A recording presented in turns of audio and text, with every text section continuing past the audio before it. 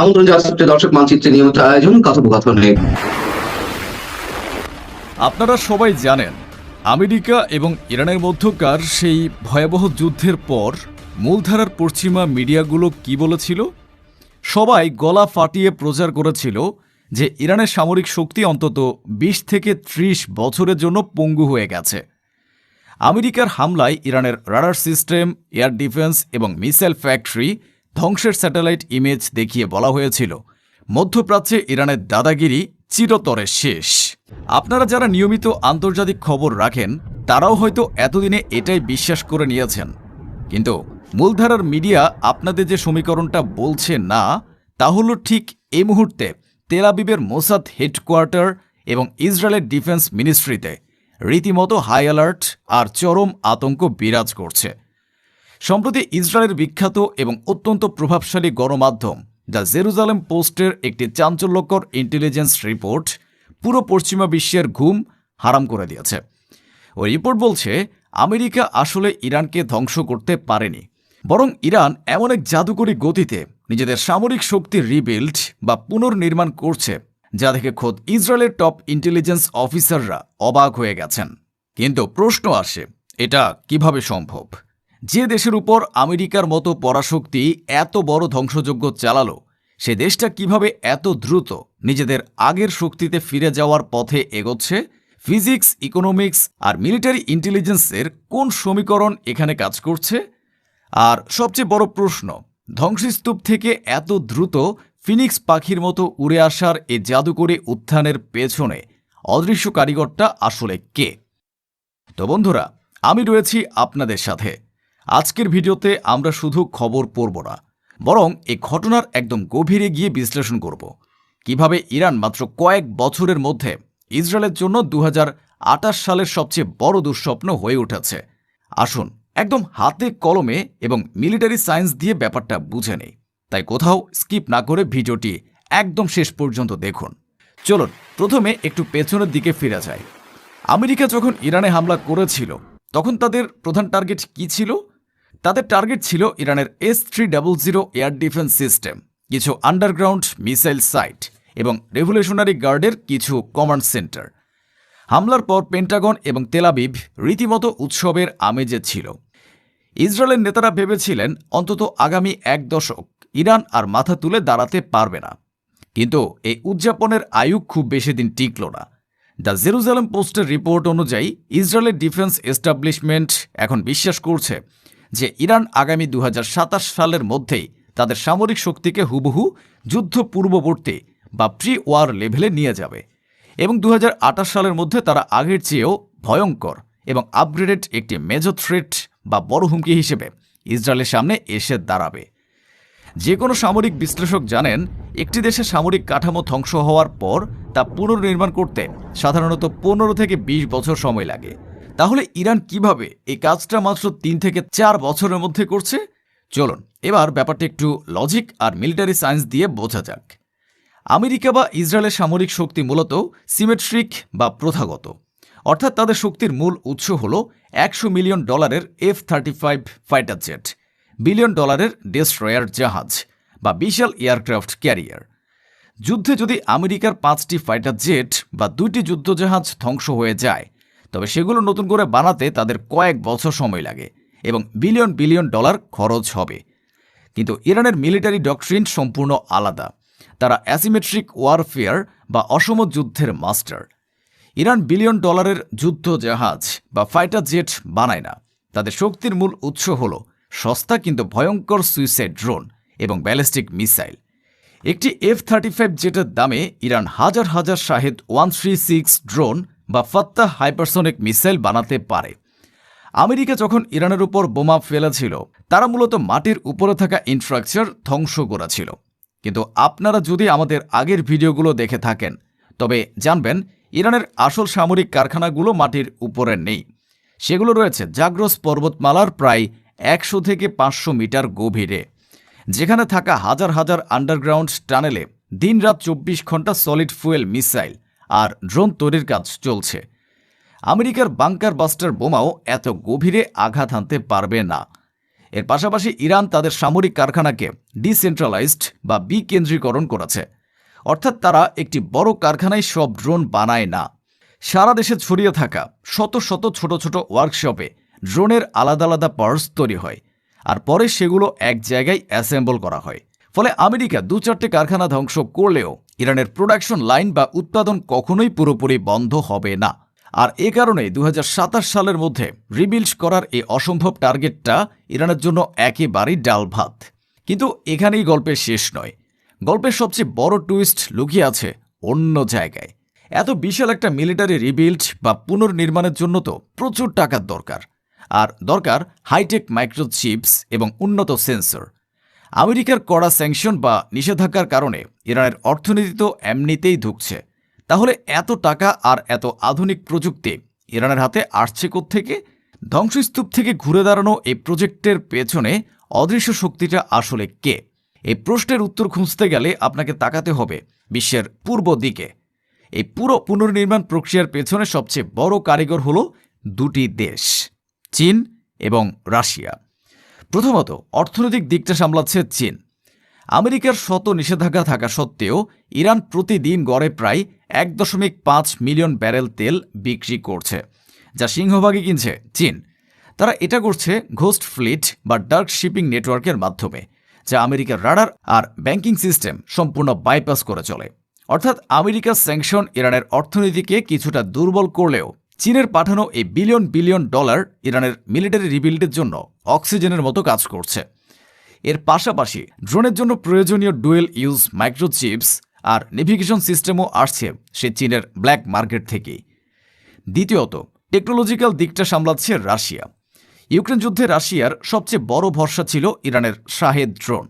Russia এখন সেই ঋণের প্রতিদান দিচ্ছে। জেরুজালেম পোস্ট এবং পশ্চিমা গোয়েন্দাদের মতে রাশিয়া এখন ইরানকে অ্যাডভান্সড সাইবার ওয়ারফেয়ার প্রযুক্তি, রাডার জ্যামিং সিস্টেম এবং অ্যান্টি এয়ারক্রাফট টেকনোলজি ব্যবহার করছে। এমনকি ইরানের ধ্বংস হওয়া রাডারগুলোর শূন্যস্থান পূরণের জন্য রাশিয়া তাদের নিজস্ব স্যাটেলাইট ইন্টেলিজেন্স বা স্পেস ডেটা ইরানের সাথে শেয়ার করছে।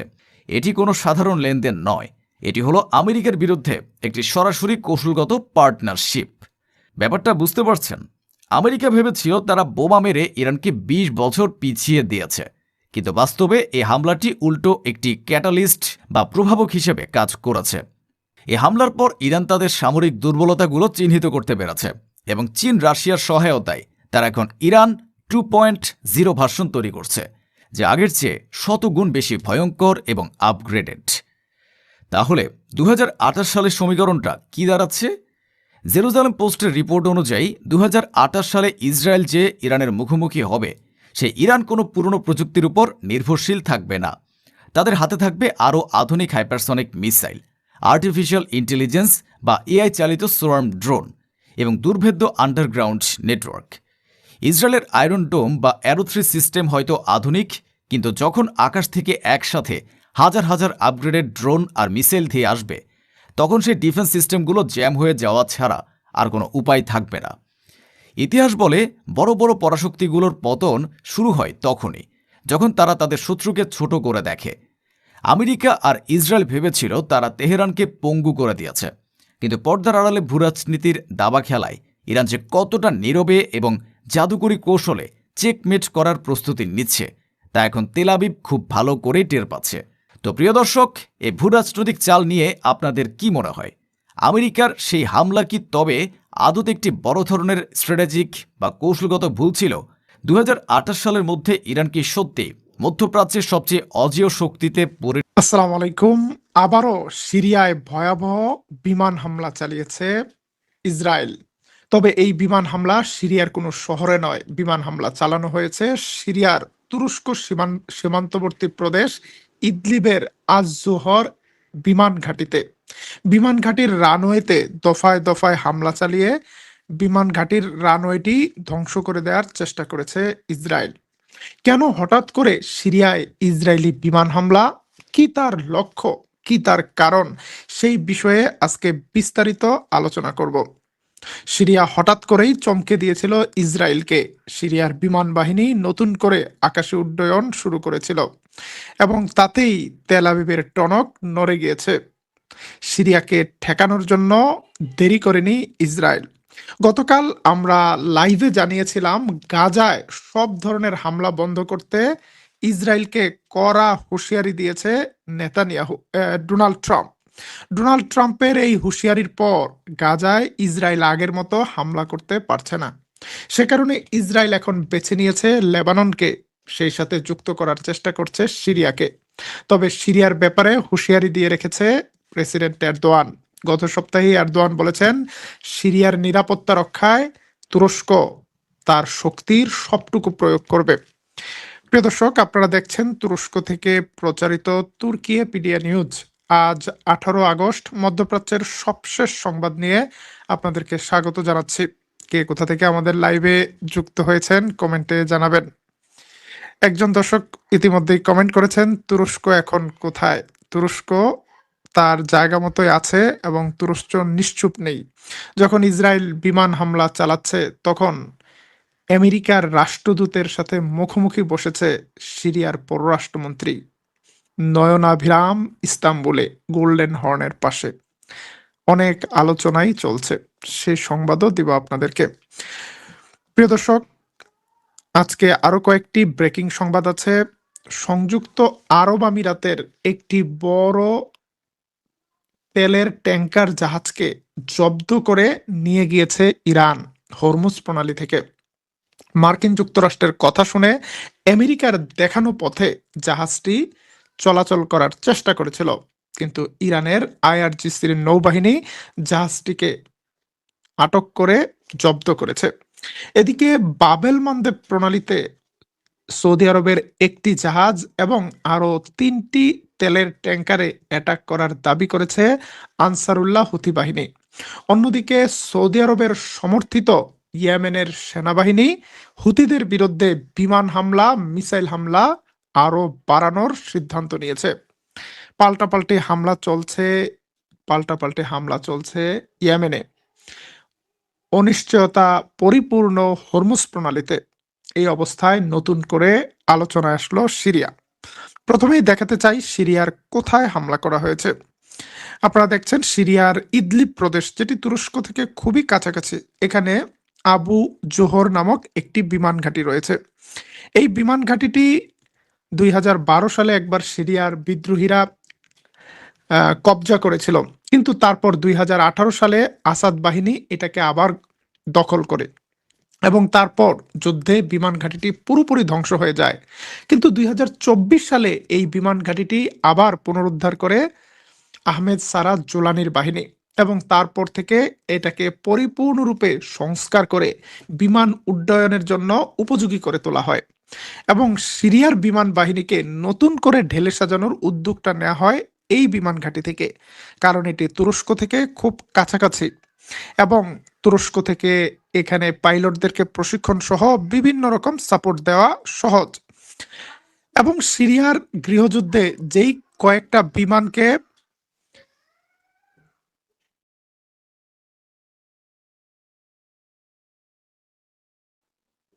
সিরিয়ার বিমান যুদ্ধের মধ্যে যেই কয়েকটা বিমানকে রক্ষা করতে পেরেছিল সিরিয়ার বাহিনী, সেই বিমানগুলো নিয়েই শুরু হয় নতুন প্রশিক্ষণ, নতুন মহড়া। তার মধ্যে প্রথম দফায় সিরিয়ার বিমান বাহিনী তাদের হাতে থাকা লাইট ট্রেইনার বিমানগুলোকে অ্যাক্টিভ করা শুরু করে। সিরিয়ার বিমান বাহিনী হেলিকপ্টার চালাচ্ছে বেশ কিছুদিন ধরে, কিন্তু এর মধ্যে L-39 লাইট ট্রেইনার এবং লাইট অ্যাটাক প্লেনগুলো তারা চালানো শুরু করেছিল। গত 8 দিন আগে সিরিয়া নতুন করে MiG-23 combat trainer fighter jet আকাশে উড়িয়েছে এবং এতেই ইসরায়েলের মাথা নষ্ট। সিরিয়ার হাতে MiG-23 মতো হেভি ফাইটার জেট এবং সিরিয়া এটা আকাশে উড়াচ্ছে। সিরিয়া তার বিমান বাহিনীকে পুনরুদ্ধারের চেষ্টা করছে এবং সিরিয়ার বিমান বাহিনীকে শক্তিশালী করার কোনো প্রচেষ্টাকে সফল হতে দেবে না ইসরায়েল। আজকের হামলা এই মেসেজ দেয় তাদেরকে।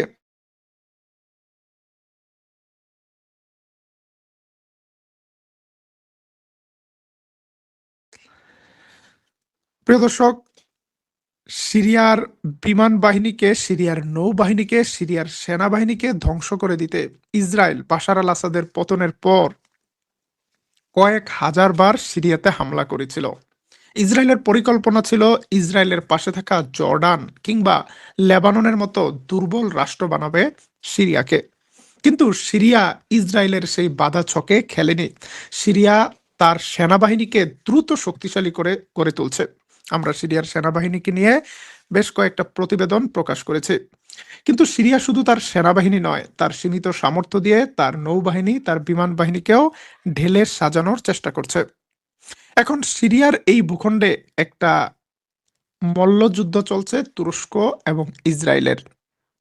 তুরস্ক চাইছে সিরিয়াকে শক্তিশালী করতে, ইসরায়েল চাইছে সিরিয়াকে দুর্বল রাখতে।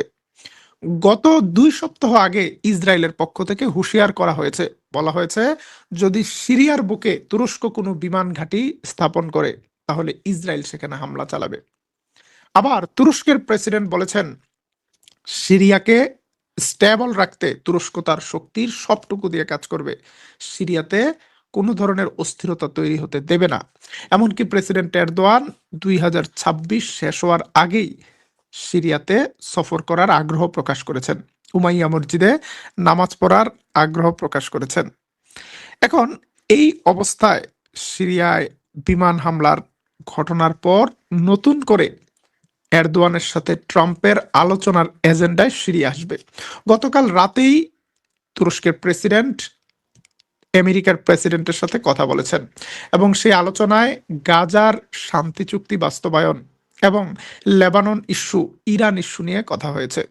কিন্তু এবার হয়তো সিরিয়া ফাইল নতুন করে আসবে।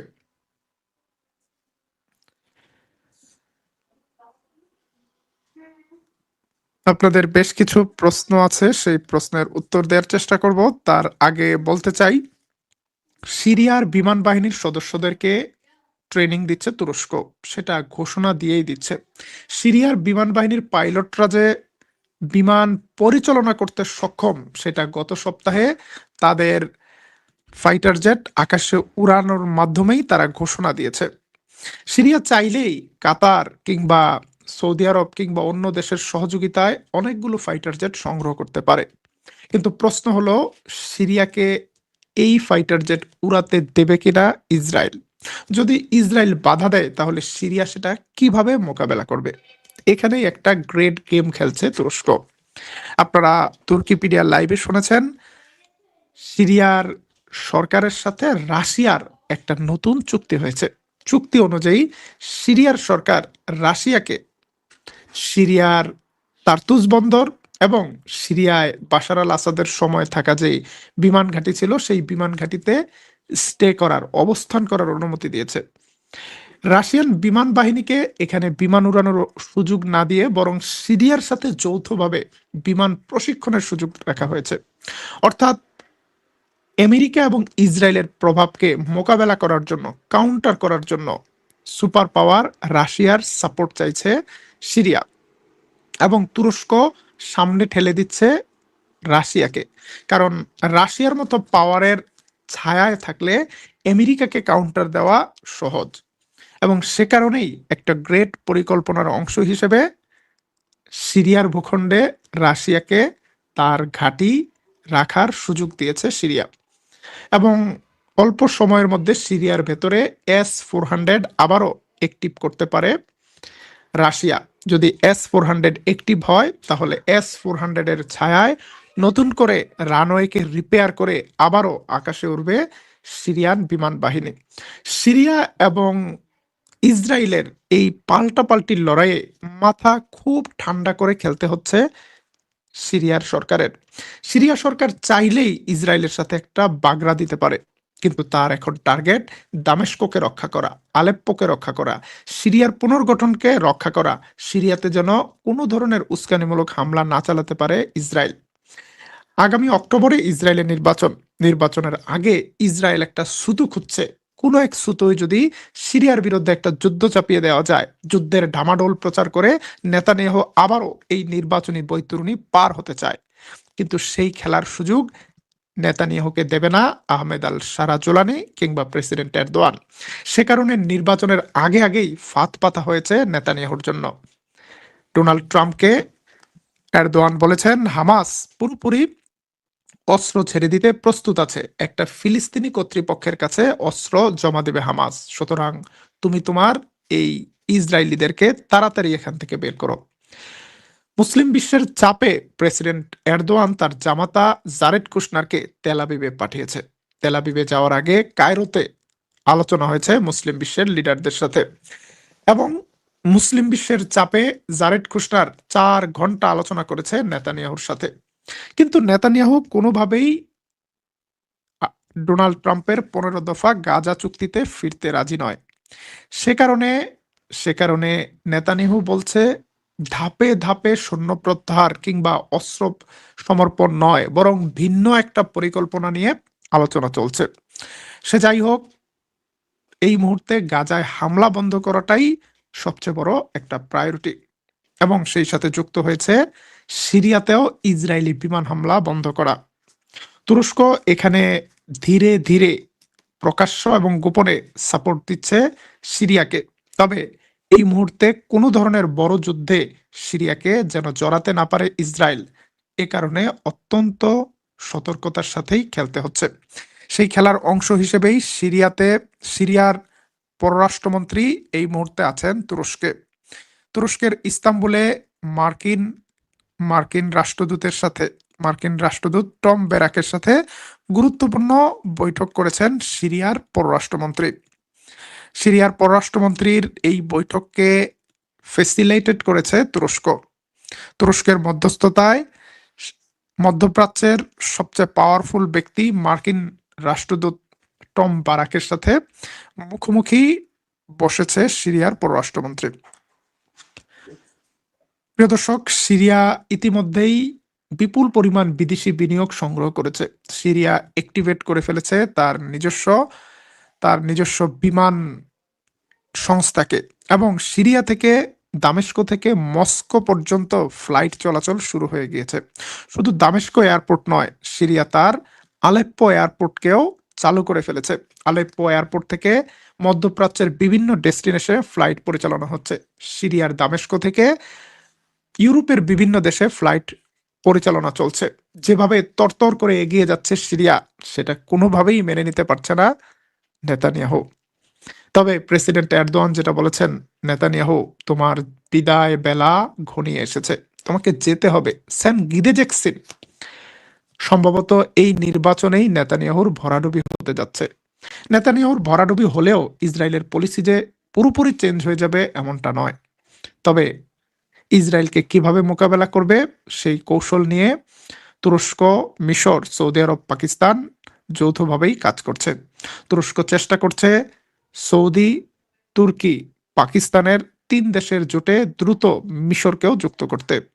খেলাটা শুরু হয়েছে, এটা একটা টেস্ট সিরিজ। যারা অধৈর্য হয়ে মনে করছেন এটা one day, no brother, it's a test series. খেলা চলছে, এবং খেলার শেষটা কোথায় যায় সেটা দেখার জন্য অপেক্ষা করতে হবে। এক মাঘে শীত যায় না।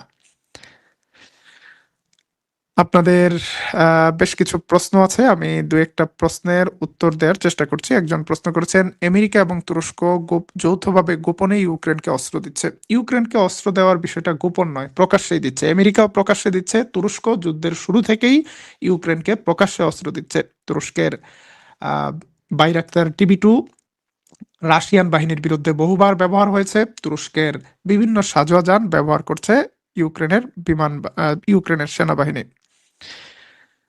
সিরিয়ার সীমান্তে তুরস্কের এয়ার ডিফেন্স অ্যাক্টিভ থাকার কথা আপনি আগে বলেছিলেন। আমি আগে বলেছিলাম যে সিরিয়ার সীমান্তবর্তী শহরগুলোতে তুরস্কের এয়ার ডিফেন্স অ্যাক্টিভ আছে, এবং তার আওতায় সিরিয়ার শহরগুলো থাকার কথা। কিন্তু এই হামলাটি কিভাবে করলো সেই বিষয়টি নিয়ে আমাদের বিস্তারিত জানার জন্য হাতে অল্প সময় ছিল। গত রাতেই হামলা হয়েছে, এই মুহূর্তে আমরা লাইভ করছি। বাংলাদেশের কোনো মিডিয়া, কোনো টেলিভিশন চ্যানেল এত তাড়াতাড়ি এই সংবাদটি জানাতে পেরেছে বলে আমার মনে হয় না। একটা দেশে বিমান হামলার অনেক ধরনের কৌশল রয়েছে, এবং ইসরায়েলি পাইলটরা এই বিষয়গুলোতে অনেক দক্ষ। দেখা যাক, আমরা বিস্তারিত ফলো আপ নিউজে আপনাদেরকে আরো বেশি জানাবো। একজন প্রশ্ন করেছেন, তুরস্ক কখনোই ইসরায়েল ও আমেরিকার বিরুদ্ধে যুদ্ধ যাবে না। আপনি কি কোনো এলহাম পেয়েছেন? আপনার কাছে কোনো কি ভবিষ্যতের বাণী আছে? এইরকম ভবিষ্যৎবাণী তো আমাদের প্রফেট হজরত মোহাম্মদ সাল্লাল্লাহু আলাইহি ওয়াসাল্লাম দিত না। এটা যদি আপনার ধারণা হয় সেটা একটা কথা। নাম্বার 2, আমেরিকার সাথে তুরস্কের কি যুদ্ধে যাওয়া উচিত?